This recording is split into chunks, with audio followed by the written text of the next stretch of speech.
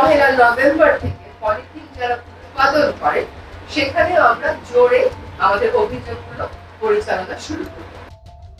আগামী 1 নভেম্বর থেকে পলিথিন জাতীয় সব ধরনের ব্যাগ নিষিদ্ধ এবং কোনো ক্রেতাকে এই ব্যাগ দেওয়া যাবে না। এছাড়া পলিথিন ব্যাগ নিষিদ্ধ কার্যক্রমে কাঁচা বাজার ও পলিথিন উৎপাদন কারখানায় অভিযান চালানো হবে বলে জানিয়েছেন পরিবেশ, বন ও জলবায়ু পরিবর্তন বিষয়ক উপদেষ্টা সৈয়দা রিজওয়ানা হাসান।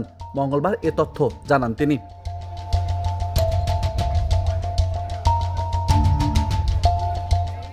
এর আগে গত 9 সেপ্টেম্বর সৈয়দা রিজওয়ানা হাসান জানিয়েছিলেন, আগামী 1 অক্টোবর থেকে সুপার শপে কোনো ধরনের পলিথিন বা প্রোপিলিনের ব্যাগ রাখা যাবে না, এমনকি ক্রেতাদের এ ধরনের ব্যাগ দেওয়াও যাবে না। তিনি আরও জানিয়েছিলেন, পলিথিনের বিকল্প হিসেবে প্রতিটি সুপার শপ বা শপের সামনে পাট ও কাপড়ের ব্যাগ রাখা হবে ক্রেতাদের জন্য।